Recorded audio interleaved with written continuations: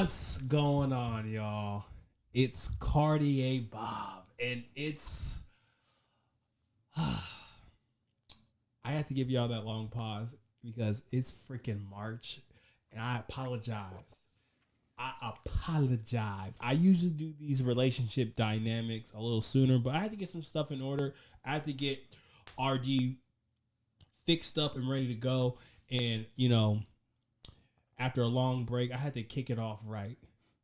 And before I kind of get into the more things and more updates, I think I should let y'all know the guest we have. Or better yet, I might just have him introduce himself before we get into the things today. And the short announcements I got. So who do I have for my wonderful right of me? Oh, what's up, everybody, man? If you know the face, it's good to see. It's good to see you again. If you don't, then it's right here with it. My name is Scooter Rogers. What they call me around these parts. Specifically the East Side Rogers. Ooh. Yeah. Well, I have this talented brother with me here today to talk about big issues that transcends how much money you have in your pockets, transcends how much real estate y'all will get, because the most important thing on this planet is relationships, how we are connected with each other, whether you like them or you don't like them, you gotta coexist. So before we get into that, I just want to let y'all know we're back. Relationship Dynamics is back. We've got a lot of dope things coming your way. We got couples goals dropping very soon, where we're gonna have live couples come on with me, and we're gonna talk about what it took for them to be couples goals. You ain't gotta be Sierra and Russ. You ain't gotta be Jay-Z and Beyonce. We want to know how you are doing it and how you want to take it into the future. So I'm gonna really talk with couples because we have a lot of different things that distort us from understanding what couple goals actually really are. So we're gonna have some married couples, we're gonna have some new couples, we're gonna have a lot of different things so we can really challenge that narrative. Now, we will have regular relationship dynamics with great guests and other people, but we're gonna mix in some couples goals in the middle so y'all can kind of get an idea. That's tight. So let's get a nice little icebreaker. I'm with that. What you got for me? So we're gonna watch a little video. Y'all gonna watch it with us. So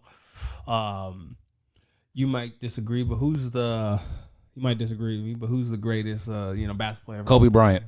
Great. I'm glad we're on, I don't want to say the same page, but like I thought you were gonna say something ridiculous, but I'm more of an MJ guy, but I can respect the Kobe. That's it. Oh, you're trying to imply that who's left out of this by deduction here is not the best. We'll get into it in a second. However you want to, because the person you leaving out is my number 2, but we can talk about that some other time. Two? You don't want to do this right now. Wow. Listen, my relationship with you means a lot to me. I don't want to ruin our relationship on this relationship episode discussing our. Let's because. So we're gonna watch it. We're gonna watch a video of LeBron James. Go to. He was go to something. We're not gonna do that. I'm y'all been pushing that since 03, bro. We are off that, y'all. I'm fucking with you. Anywho, we're gonna watch a viral video of LeBron James on a rest night. He was resting. I know, but just like the context, that's crazy. He was resting. And this is blowing up on social media. So we're gonna watch the video together, real quick. So what are your thoughts on this? We got LBJ, glasses on. Okay. 2 delicious white women, right? Bro, you're not in a relationship. Delicious, you're out of pocket. Wait, what you talking about? We can't. Jeanie Buzz Delicious is out of pocket. Whoa. Pocket. She Delicious is out of pocket. Bro, she rocking 50. The fact that you have to say rocking out of pocket. Wow. Anywho. Nothing wrong. Anyway. So what did we just watch? All right, so I lost count because when we started getting on BS, you saw my fingers moving, right? Yeah. I was trying to count how many times they had to touch Braun's arm. Mm-hmm. Because we've been talking here, even before the camera started rolling, we've been talking for like, probably about an hour or so? Yeah. How many times have I touched you on the arm, bro? Man, absolutely zero. Like, one, maybe getting a point. bro, how many times do you need to do this to be heard here? Type deal. And there was one point in the video where Bron kind of like was saying something like, hand went here. And then Jeanie was like, yeah, okay. First of all, I don't think none of the three of them are that funny. Huh? Wasn't nothing that funny for it. Wasn't nothing that funny? Jeanie funny. What joke have you heard from Jeanie Buss that made you go hee hee ha ha? See? See? See? When she traded D-Lo and then brought him back again?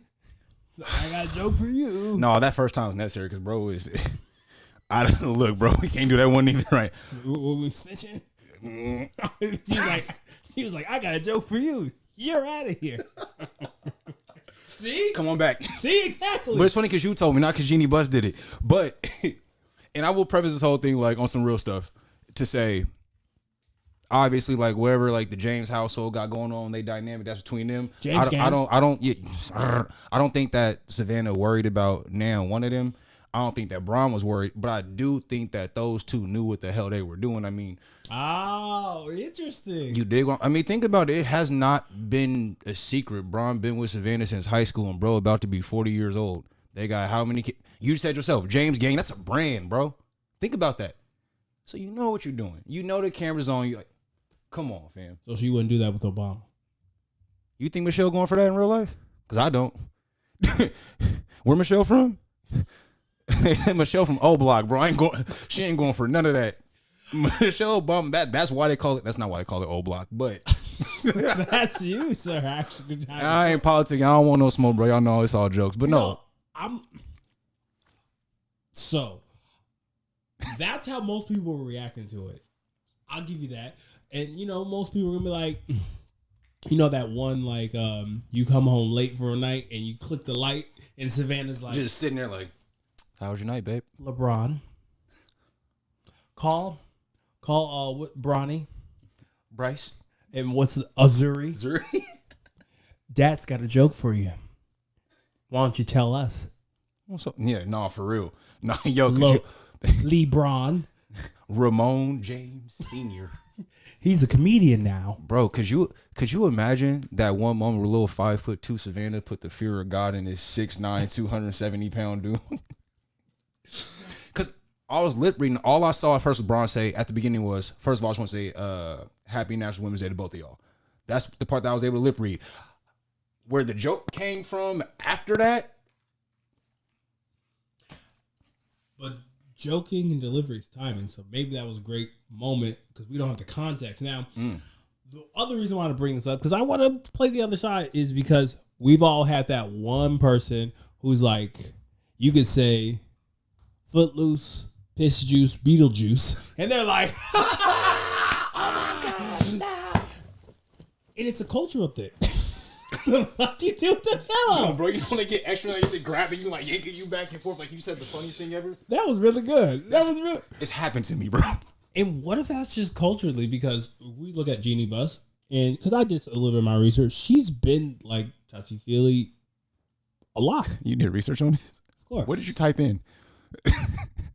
Jeanie Buss, white hands on black players. Yo, that's in your search engine. But I gotta give her the benefit of the doubt, right? That's the benefit of the doubt is we like Kobe, relationship with that, Shaq, where like she's a very intricate type of owner, and the reason why I kind of bring that up is like I don't mean to cut you off, but you just gave two really bad examples. Okay. And I love them both as players, but like both of them had known infidelity issues, so it's like Jeanie, I mean, to have this, I mean, it sounds like a pattern. Maybe here's my thing, and I'm not saying she did, but maybe she wanted to try Bron. We don't know. I'm over here. So you're risking it all for Jeanie? Who risking all for Jeanie? I'm just saying. I'm not saying Bron is risking it all for Jeanie, but like I was saying in the beginning, so it's like, do I think they know what they were doing? Yes, but at the same time, like people also do let them get away with. So I mean, do I think both parties? I can't say either side is guilty or innocent. It's just a whole bunch of weird shit that happened. That just has me like, what was the? But then also like, I don't know. Like, it's a bunch of millionaires touching. If I was that rich, maybe I'd find a whole lot of pointless shit funny too, bro. I don't know. Listen, when you got pockets like that, bro, you probably a lot more stress free. I laugh at dumb shit now, and I am nowhere near a millionaire. Wait a second.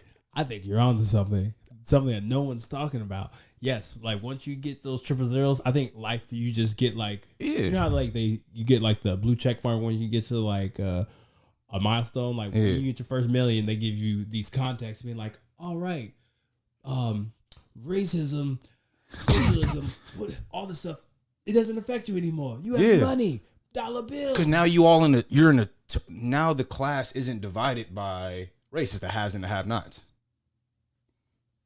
To a certain extent, because I don't even want to quote, bro. But Mr. West had also said, even if you in the Benz, you still a nigga in the coupe. So it's like, yeah, it is the haves and the have-nots, but also like more times than not, like even being amongst the group of haves, there's still a ranking order, even amongst the elite. Everybody can't be number one, bro. It's not how I go. Because everybody can be number one. Number one wouldn't be a term, right? Yes. What's saying? So I'm saying when you get somebody, LeBron is the poster child. Like, bro came from the projects in Akron, Ohio. Hometown hero, skipped college, 18, went to the league, did all this stuff, had a kid early, with his girl since high school. No scandals, no scams. The worst thing this nigga did was announce at the Boys and Girls Club with a good intention that he was going to go play in Miami. That's the worst thing that LeBron James has ever done as far as we know. Thank you. That is the worst thing he's done. But if you looked on social media for like 2 seconds, you would think that this dude was Draymond Green or somebody. Like, do you see people go out their way to like hate and like throw shade X, Y, and Z? But like people only throw stones like that when they consider you to be on a pedestal or be, you know what I'm saying? And so, damn, now you got this guy like Bron's like the poster child of that. Like everything that he was not supposed to become, he became. So now he's rubbing shoulders with these folks. So like he the golden of the golden boys. So it's like, yeah, Jeanie, let's rub shoulders. You're not gonna get a chance to see, feel, touch if you're then like LeBron again once he's gone. You know what I mean? Like this is a once in a lifetime thing. Like, excuse me, can I cuss on here? Cool, bet. Fuck where you rank him. I don't really give a shit about that. Fuck where you rank him as like a talent and a person and like morality and all that stuff. Like as far as we can see, bro, we're not gonna get that again. Name how many other great basketball players of all time can you like name? Like, yo, bro ain't had no scandal, no smut on his name at all. Bro over here building schools and giving. Come on, bro. Like, so he beat Umar to the punch. You be so out of pocket. What are you talking about? Dr. Bro.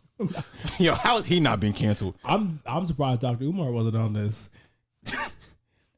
Hey, yo, it could have been a panel of him and Charleston White and Boosie.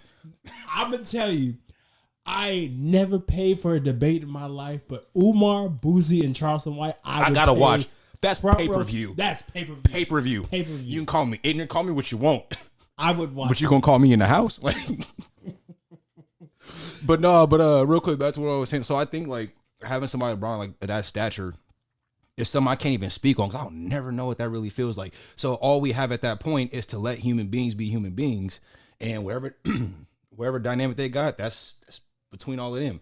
Me personally, because here's the thing, bro. It's one thing if it happens like, oh, like blah blah, like team party blah blah, where it's not televised, but like all you have is optics. So like if I was been like, yeah, I'm secure and whatnot, but I'm looking on TV, like I still gotta see two girls sitting between like my, you know what I'm saying? Like, and they just all yucking up and overly rubbing on them and stuff. It's like we wouldn't have to deal with that. Like if you had a girl and you was out and then you sit between two people, like they might have just been friends, whatever the case was, and they tapped your shoulder, laughing, doing that whole thing.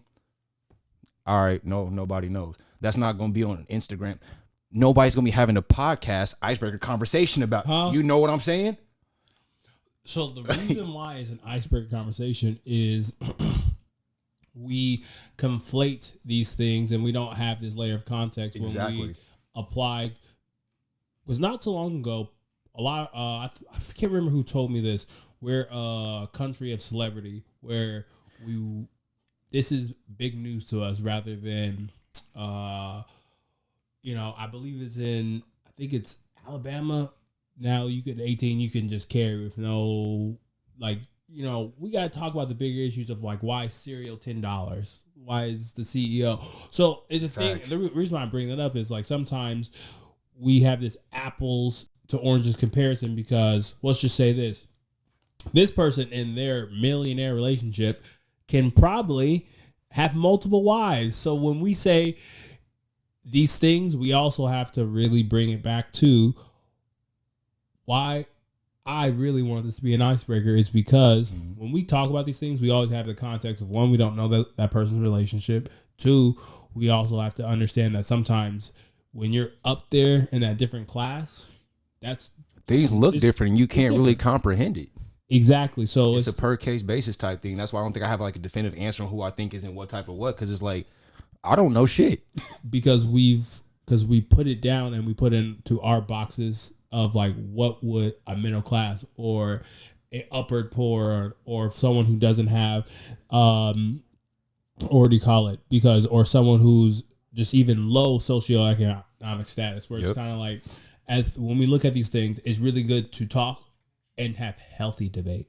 Yep. So today we're really going to be talking about healthy debates of like, hey, we may not agree on some of the things, but we're gonna try to have the conversation of what this stuff looks like, because I don't know, LeBron, won a few championships, but he lost that night. But yeah, he went home because the fact that's even got to be a topic of discussion is an L. You know what I'm saying? Like she was like, "You 2-7 in finals." I was like, "Why? Why would you say that to me right now?" 2-7 is crazy when you know damn well it's all right. All right. What? The yeah, bubble. He's been there more times than you go. Okay, we're going to take a break in the whole like relationship topic. Okay, because you want to go there. You want to keep throwing jabs, and it's fine. I got time for it today. B-roll. I'm talking to any and everybody that got a problem with it being a bubble championship. First of all, can't help that there was a fucking global pandemic going on. I'm not done yet. Let me cook. I got something for you. Wait. From the guys from the back. When we were talking about Jeanie bust, he's like, Jeanie bust. Was it up there, Andrew? It was Andrew. I'm keeping it. Shout out to the pun. Yeah, Jeanie bust. She's got some busts. I'll give you that. What is wrong with y'all, bro? But continue. Where was I at? About this whole bubble thing that y'all be throwing all this extra dirt on for no damn reason. Listen. To me, the bubble might have been the hardest one to get because there's no excuses. There's no travel. There's no distraction. You in there you locked in to strictly do your job, nothing else. Because also, not even the whole league went. Not everybody made it. Circle got smaller, like Nip said, and everybody couldn't go. Everybody didn't go, and even the teams that were there that weren't like highly touted, bro. The Suns went on a tear in the bubble. We will never see TJ Warren play like that ever again. But when you're able to block out all the distractions, you get everybody's best shot. Here's my thing too. Do y'all actually hate that it was the bubble championship? Or do y'all hate that LeBron won the championship in the bubble? Let me tell you why I asked this question. 2 reasons. First one, if the Heat would have come back and beat the Lakers, nobody would have called it a bubble. Like, oh, Bron choked and Jimmy and then blah, blah, blah, X, Y, and Z. Now I don't want to hear it. That might be valid for you, but the vast majority, no, Bron choked again, X, Y, and Z. This is y'all's GOAT. This is y'all king. All that dumb shit. Also, if we would have won with Kobe there in the bubble, I don't think y'all been throwing that same smut either, because y'all know how Kobe get down. So it's like, why do Bron not get the exact same respect when bro is clearly a known killer? You don't get 40,000 points without being a kid, bro. You have to average 30 points a game for 67 games minimum per season over 21 seasons to get where he's at. How can we say he's not a killer? We're too far along to still be pushing the same. There's that we were pushing back in his first stint in Cleveland, back when they kind of folded Miami against they faltered against the Mavs and the Spurs. Like, each time that there's something that goes up against Bron, like that shit get knocked down. He go ahead. He's won a championship in every jersey he's put on. That's all I'm saying. Yo, GOAT Michael Jordan quit on the game not once but twice. I'm gonna let that shit slide too. Back to this relationship stuff. That's why he's number 3 in my book. Bro quit. Well, things happen in his life. Listen, and fair. You know what? I'm about to put up a triple-double tonight. Oh, what you trying to do? We about to put up a triple-double tonight. We going there? We going there. All right. All right. So we're going to transition. All right. We're going to transition because we were sharing a lot of our perspectives, and even though I don't think people say this a lot, because you already know I'm more of a Jordan guy, LeBron. It's all about when it comes to men being able to share our perspective, and sometimes in this day and age, it's hard to share our perspective because the only time we can do it is when we kind of really talk about sports. Because sometimes we it's not stigmatized. Exactly, we merge our likeness onto a player because you're like, oh, that's how I can express myself. Yeah, I see myself in that. Yeah, exactly. So one of the things I really think to like ease us into, the reason why I wanted to really start with sports is that's how men really connect, is to kind of branch it open to it not just being a sports moment. And our very first question is, from a male's perspective, yes, sir, what determines a male to be ready for a relationship?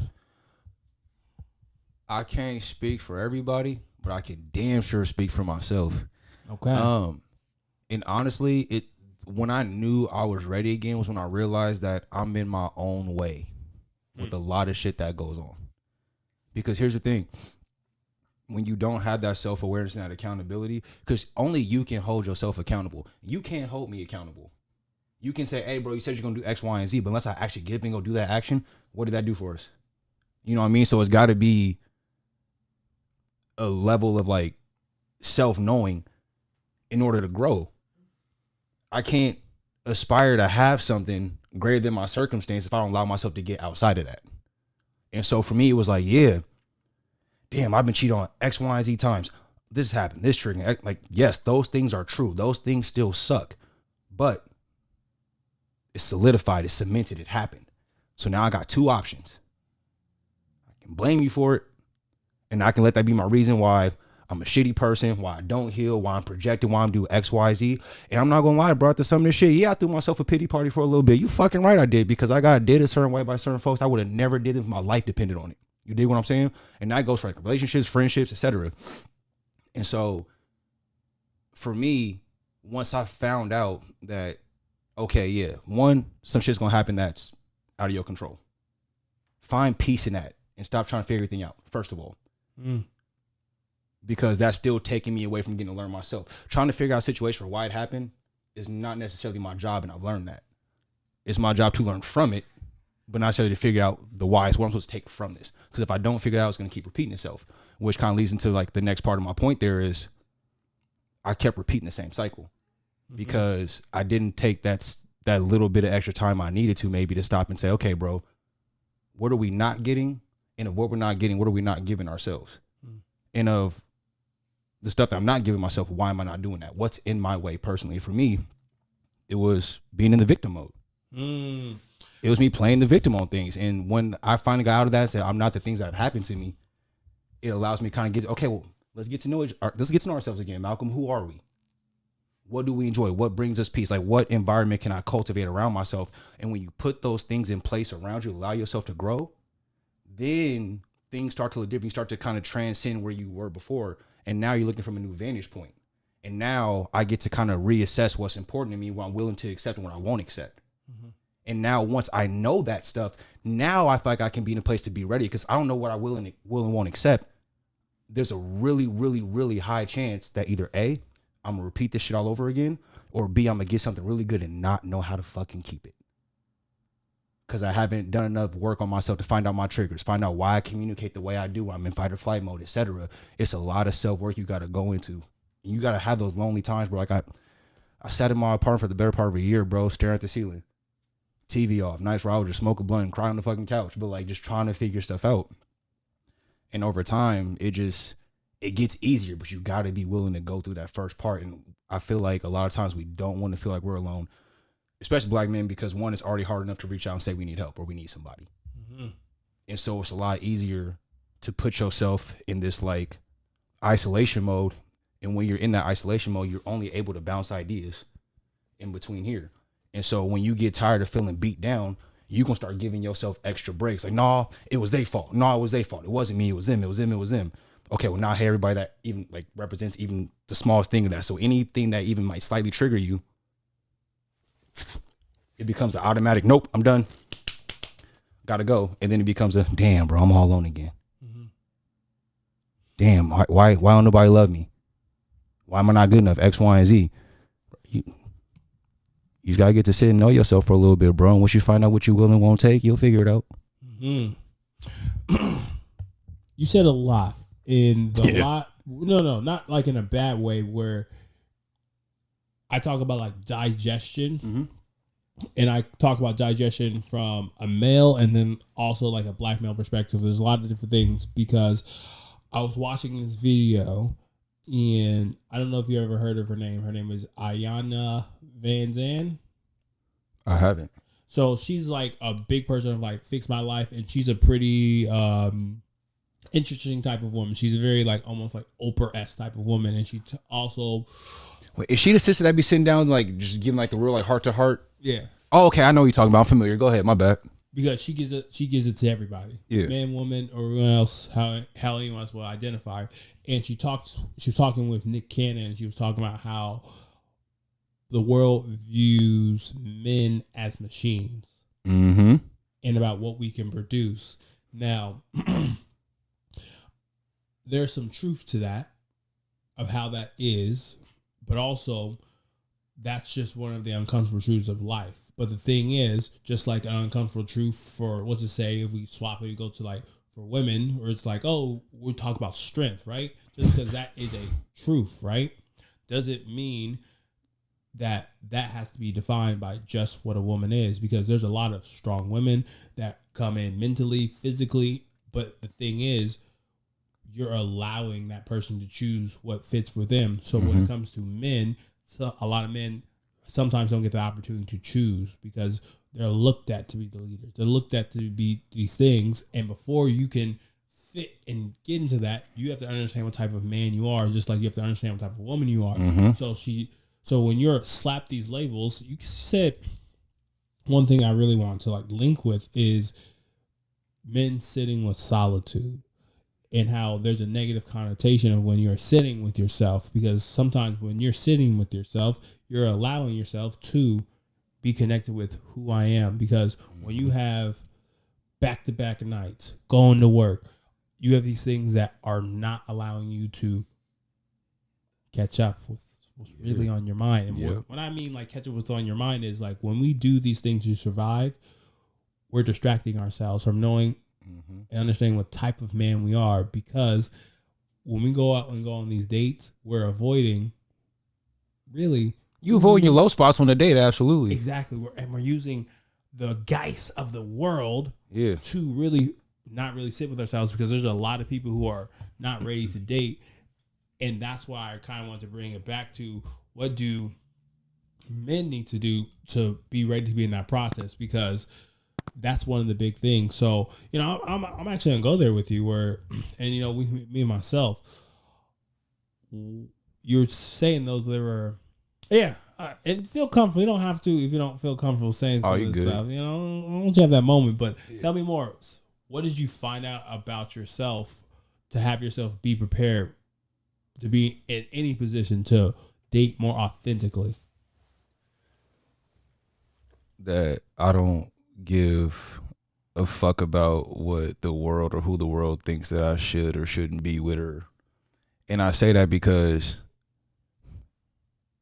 coming from a black family, more times than not, everybody outspoken.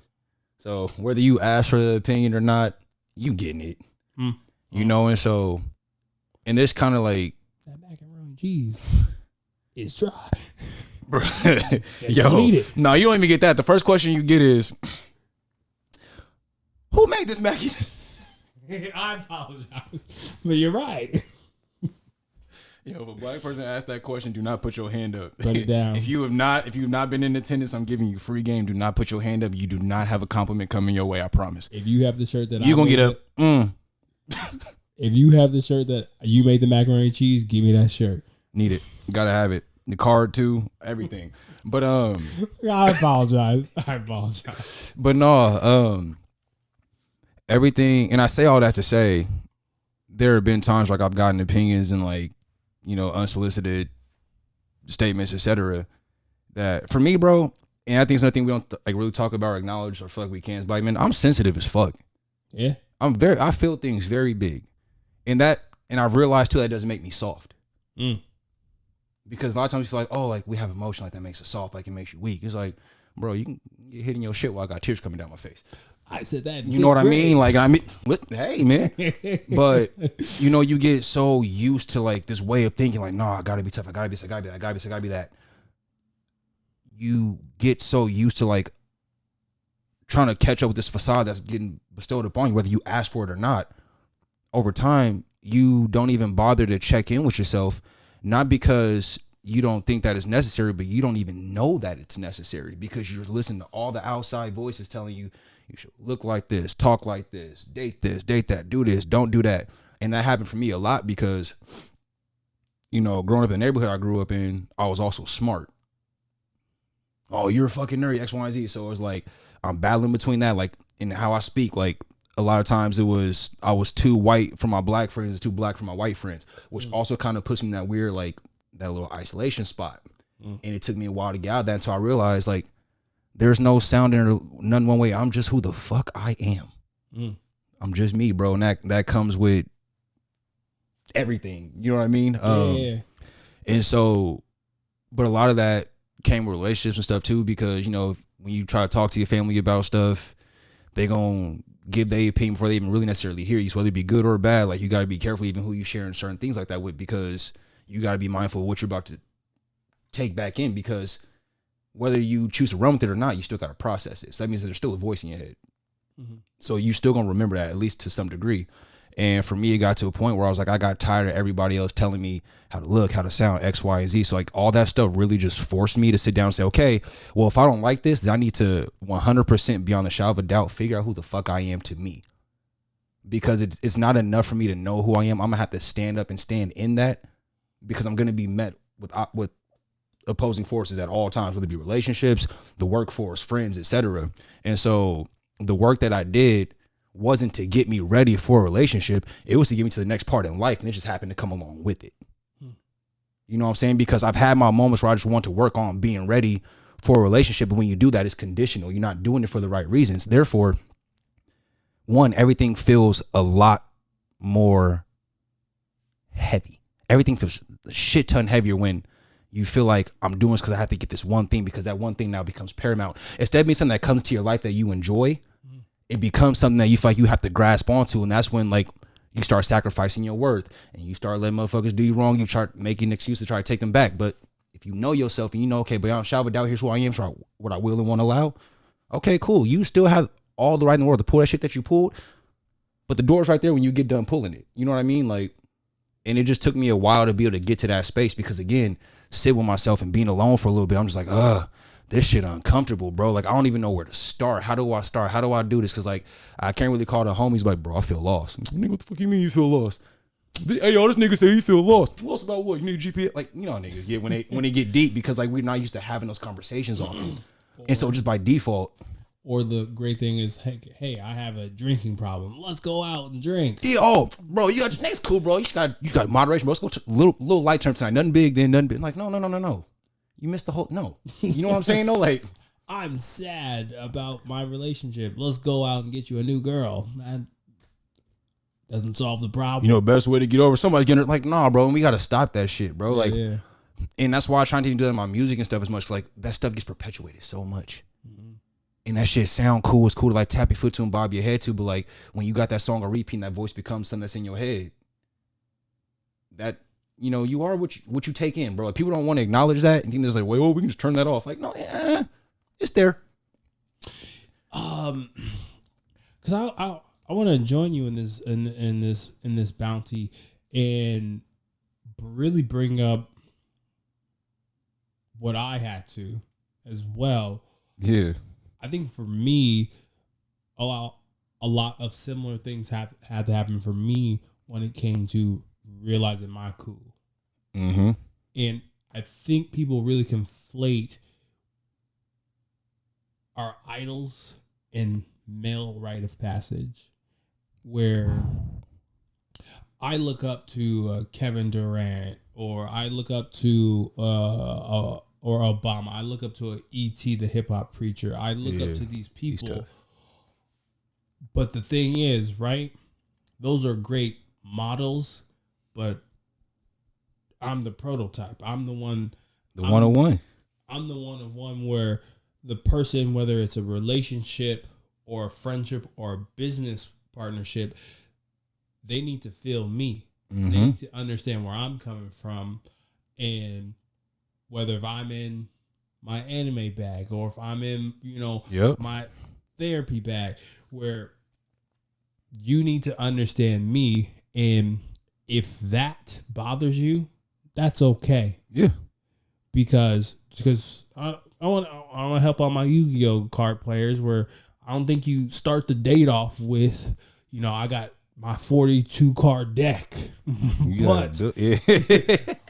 but the way you advertise yourself is something that you have to really figure out with sitting with yourself. And I think people try to do it the fast way of, when you hear some of these people, because when men are trying to really figure out themselves, they're actually very susceptible to be preyed upon, i.e., and I'll say this, Andrew Tate. It sounds very attractive to say, if you do this, you become a man. You become a man when you step up to the place and you accept who you are. I accept that I'm a Pokemon, Zelda, working out, love sitting courtside, reading a book type of a person. And if that doesn't work with you, that's okay. And my thing is, I'm comfortable saying, good love, enjoy. And I think once you really figure out that's what people want to be around, that sureness of who you are. Bro, and that's when they say, like, confidence is silent, insecurity is loud type deal. Because, like, when you know who you are, you don't feel the need to prove a point. Like, in goofy analogy, but the way I kind of look at, like, my growth process, and I'm pretty sure maybe you can relate as well, is like, to me, step into that next phase was what I would define as me realizing that, like, I could be the perfect cup of tea, and some motherfuckers just prefer coffee instead. Okay? Yeah. Does that make me any less? No, I'm just not for you. And that's okay too. But let me know. And that's what people are afraid to accept within yourself, because you look at, I have this idea of where I'm supposed to be, and I'm not getting that.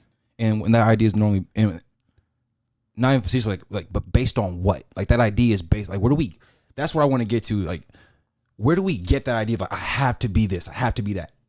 It's based upon what we live in, American dream, capitalism, and I call it, everyone has their best place that they imagine this is where they're supposed to be, where that's where people conflate and confuse settling and contentness. Because if you're content, you're happy with a small slice or a large slice. But if you are, if you're settling, you're comparing. But I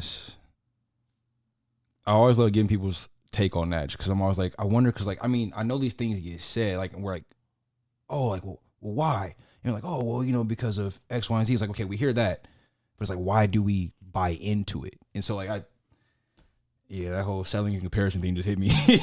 Oh no, I will just say this: I do a lot of talking around the difference between you're settling and why am I struggling? Remember that, settling and being content. Content, yeah. Because contentness is, if I just get a slice of this sweet potato pie, just one bite, I'll be good.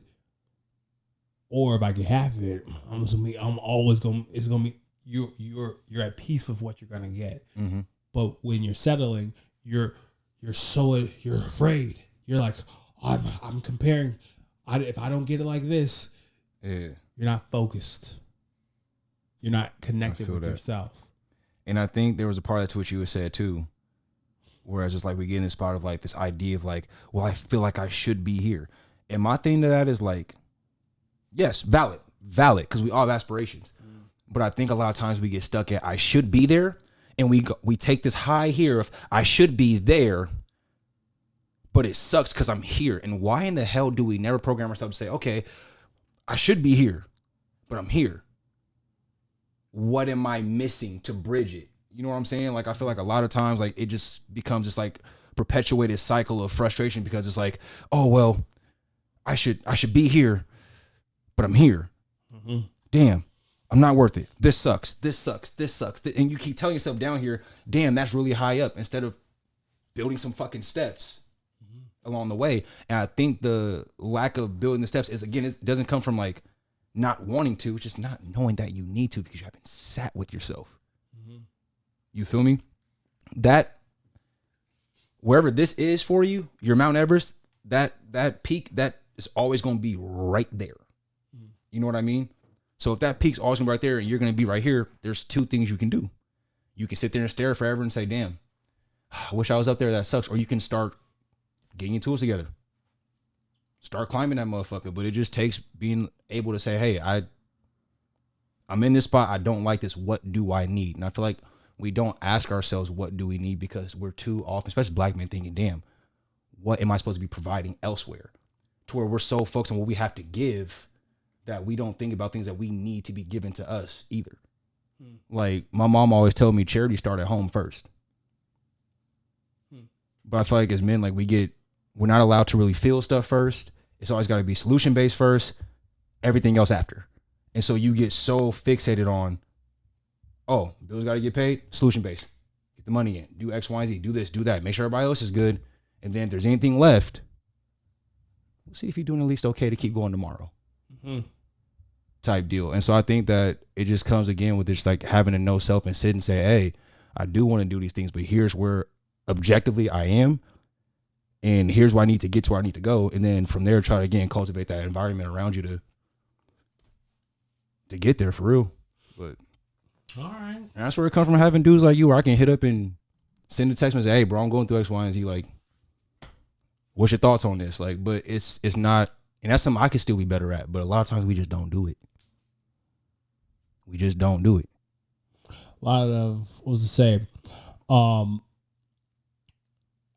Egos. I say egos in relationships are like a very big thing because when we have those egos, because they could be platonically, romantically, or in general, where that's a constant, like everyday work where always say we all have, shout out our avatar states.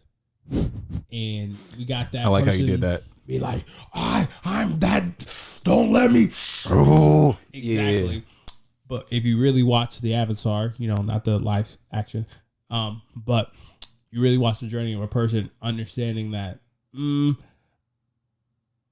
really don't have to be in that mode to really be who I am, because when I'll say it like this.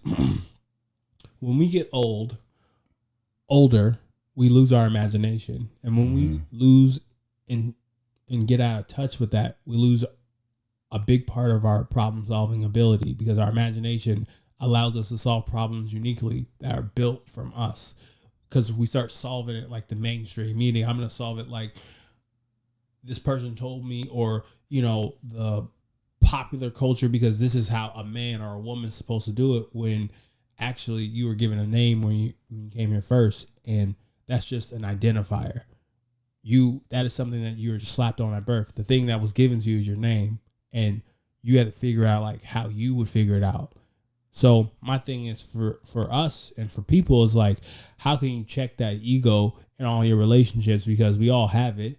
And it's when we fight to be right too many times, we lose the solution of, we're just trying to solve the problem, rather than, I'm the one who figured out the problem. That's different from, we just figured out the problem.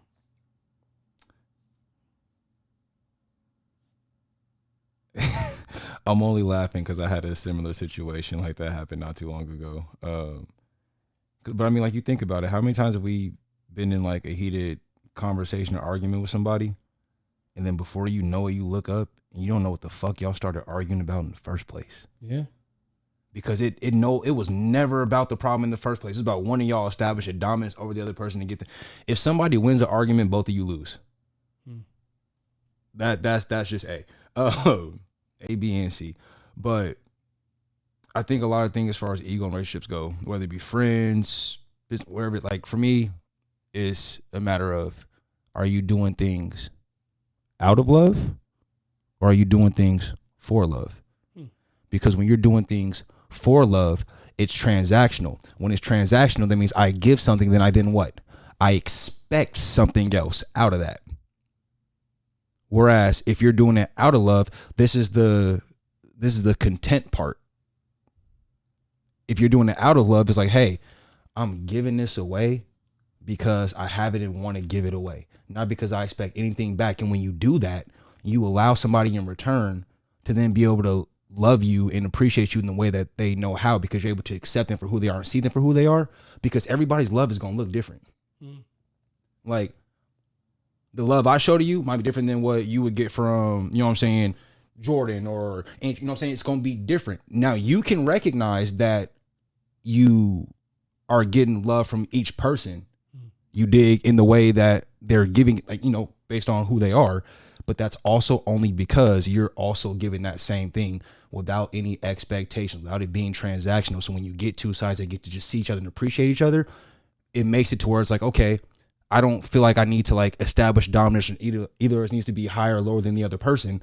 So now everything's still level. Let's just focus on wherever it is that's in front of us. Because especially a lot of times when it becomes interpersonal conflict, the ego kicks in and a person starts holding the problem so close to the chest that it feels like when the other person is addressing the problem that they're attacking them. And so I think it just all goes about in your relationships, be really cognizant of, one, how you're communicating. Two, make sure you're communicating how you like to be communicated with. And like when you asked me earlier, it's like, hey, how do you want to be heard? How you want to be understood? Like, those should be regular questions that get asked, whether it be friends, whether you're courting somebody, whatever the case is, because you're going to have conflict no matter. Anytime there's more than one person involved, when there's just one person involved, there's conflict. You want to add more to the pot, you're going to have some. And I think a lot of reasons why we give up on stuff early too is because like things seem like they're so hard. But no, they're not hard. You just never took the fucking time to figure it out in the first place. So now all this time and stuff goes by and it feels like, well, damn, like, that's where we at. Maybe this ain't for me. Maybe I should give up. It's like, but did you really try in the first place? No, because each side was just like, it's all the ego. Like, I've been in spots where I've been with people who are like, oh, I'm doing this, I'm doing that. But they do it to say, hey, look what I did for you. Not, hey, I thought you would appreciate this. And until we can get rid of that, bro, cooked.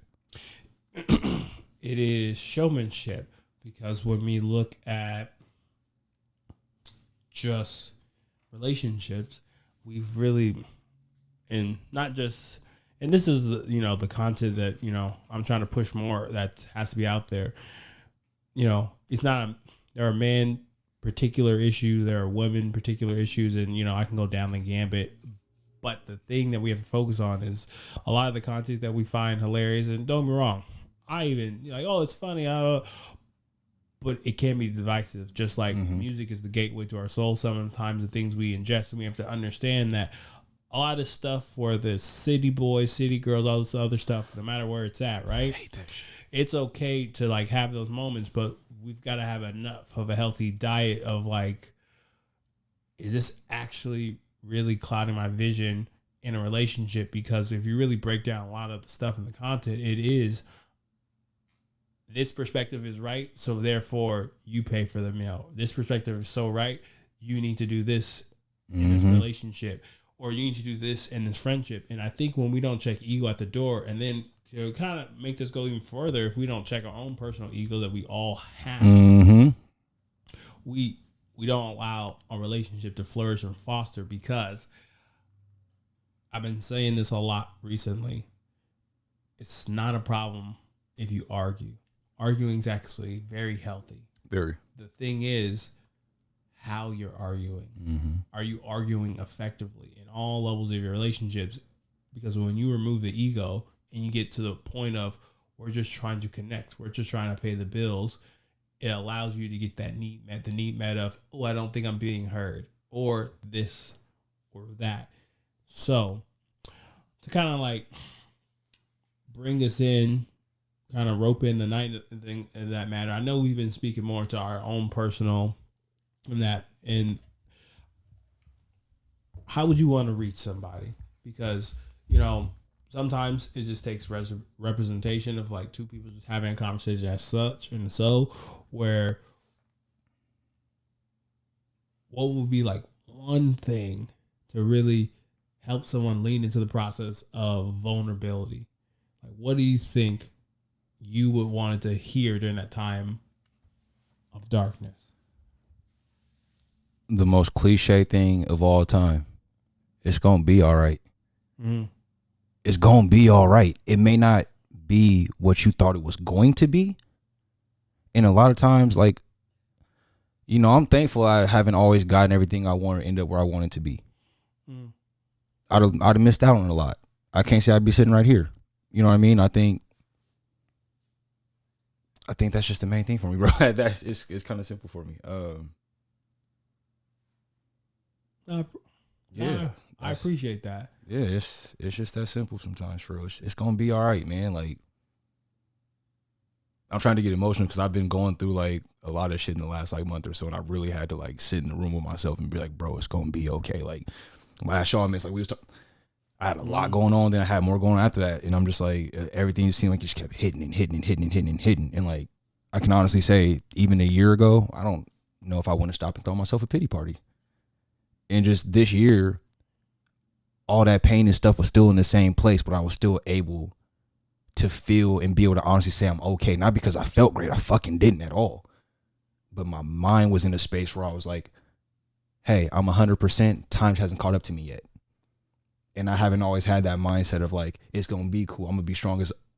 I've been in a space where I've had to be strong, like, out of necessity, but not because I genuinely believe for myself I was going to be okay. And it took a lot of me sitting around and not being okay to then realize that shit does eventually become okay. You just got to do the work in between. And I would just encourage anybody you don't need a whole lot of people, but if you can get you one or two people you can really lock in when you're going through those times, and they might not be available every single time, but they can help you even somewhere along the way in the interim. Like, get that support system around you, no matter what that looks like. If it's conducive to your growth, don't stop looking until you find it. They say if you gonna chop down a tree and you got 6 hours, spend the first 4 sharpening your axe. You got to go this journey regardless. Like, make sure you spend the right time putting the people around just gonna actually want something for you and not from you. You can do bad all by yourself, but in the times where you by yourself, no shit gonna still be okay. And that's all I got. So, ooh, I appreciate you sharing that. Yeah. I really do. Because when it comes to vulnerability, I think that's what Black men suffer with, and I think just men in general, because we got to be this entity, and I think it really just starts with us being the man that we want to be.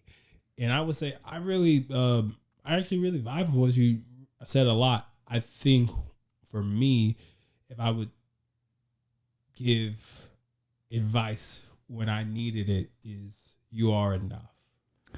Yo, and that was something that I needed.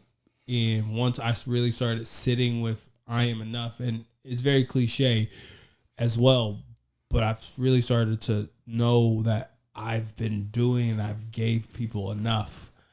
I think for me, when it comes to my friendships that blossom, the relationship, that I'm in, that wouldn't have been as successful as it is right now, because when you make space for like when you're enough, you're able to hold your boundaries, because it kind of goes back to a bit of what I was telling you, where we were talking about being the machine. When you're in the machine, you just let things roll off your back, and sometimes you can't let things roll off your back. You got to be like, this doesn't work, let's try to work on this, let's fix this. And if you're not available for those type of conversations, then it always, as my mom would say, these 4 fingers always point out, but our thumb always points back at us, because you are the master of your life.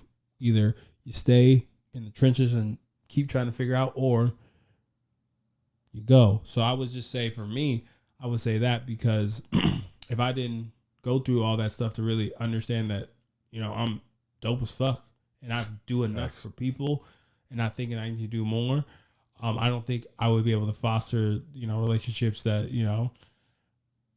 I have now. And hearing that just turned me up, bro. For real. Hey, man, I'm trying out here. I needed that.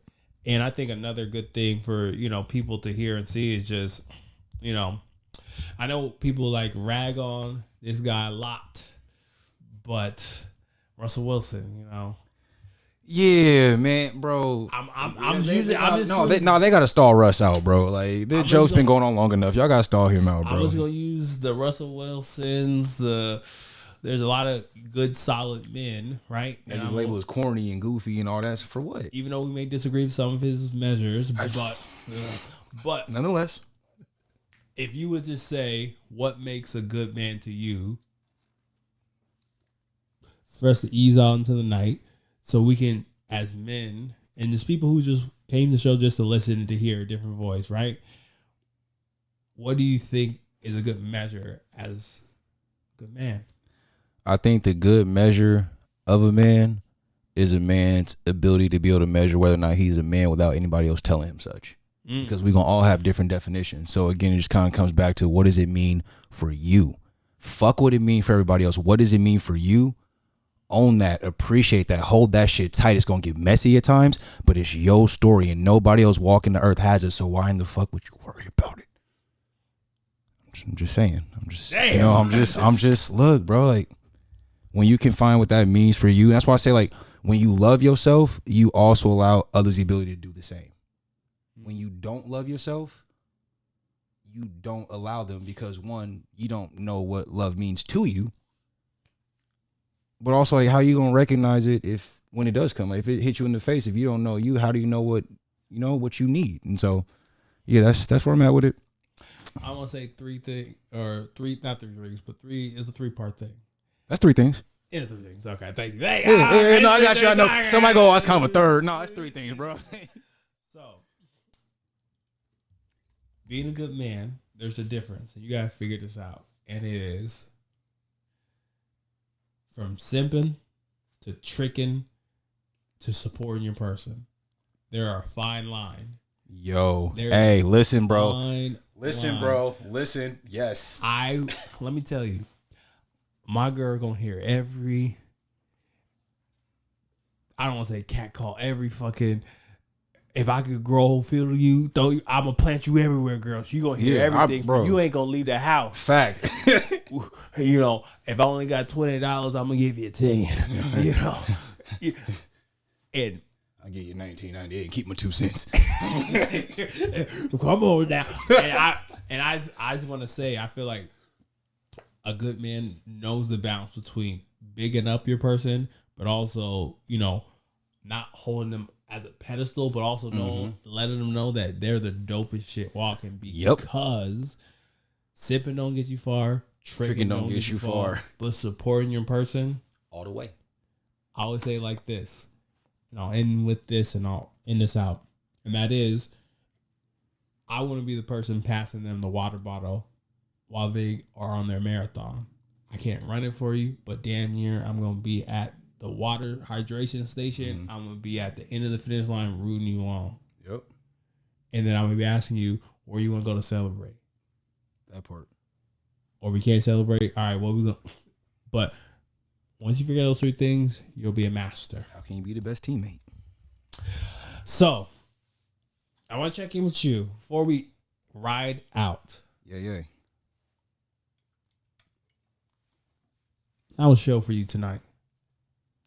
Man, it's my vibe, bro. Honestly, and that's the cold part. I came in, I was like, yeah, all right, stay to the topic. But like, it's a home vibe, bro. It feel like home every time I come through here. You know what I'm saying, you my dog and all, so I just really be chopping it with the bros. And so it's a really taxing time. Y'all probably don't want to come on the show. You'll probably sit here, like, have good times, snacks and vibes. It's a really shitty fucking time on here, man. Like, you come in and you enjoy yourself and you talk about stuff that needs to be talked about. It was rough for me today, bro. Well, I'm. I love being here, man. Thank y'all. Always, bro. No, it's a blessing to have you on. It's a a lot of people say your lyrical skills are top notch, but I would just say you speaking from your heart is the best thing. You just made 2 pathways with it. That's love, bro. I appreciate it. And I try to keep everything kind of uniform. So I'm saying, like, what you see from me now is what you get there. But obviously, there's a little bit of entertainment that goes with that. So, of course, to be able to be in a spot where I can really just like let everything out. Pause. But you know what I mean? Whoa, poor shot selection. Why? Wait, we can't say pause. We're not doing it. Okay. No, you can do that. No, I'm fucking with y'all. I'm reverse trolling. No, for real. Okay, you got me. I'm the youngest bro. It's a gift, but no, for real, man. To be able to come into a spot where like I don't have too many spaces where like you can really just go in, like just let your hair down, let everything out, and just like be authentically you at all times. So anytime I come through, man, it's a breath of fresh air. If y'all need me to come through, hang out in the fucking hallway with RJ and Andrew when y'all need it, bro. I'm down to slide, man. I appreciate the vibes every time, bro. But don't put my cars back in the horn. And we keeping that. Ain't that right, fellas? Yeah. So, welcome back to Relationship Dynamics. We'll be back next week with a regular pod show. We'll definitely have Mr. Scooter back on a regular show very, very soon. Where can they find you? Man, depends on where you're looking for real. But if you happen to stumble upon Instagram or Twitter, go ahead and look your boy up, Scooter Rogers. That's SCOOTERROGERS. I'm gonna leave the last part of that out, but yeah, just yeah, y'all can underscore at the end of that shit. So yeah, Scooter Rogers underscore. We'll leave it at that. You'll see why when we get off here. Okay. You'll see. It'll make more sense. I swear to God. I will just say this: this has been a wonderful relationship dynamics. We're back, and this is just another installment to bridge the gap between y'all and some of the things that tear us apart from the most important thing, and that is relationships. This is your host, Cartier Bob. It's your guy, Scooter Rogers. We out. Probably wondering if I think of you. Sorry, I'm for the bag right now. Yeah, I'm for the bag right now. Yeah, for the bag that I never had. Yeah, you probably mad right now. Yeah, I got a 2-piece now. But shit, I think they call them groupies now.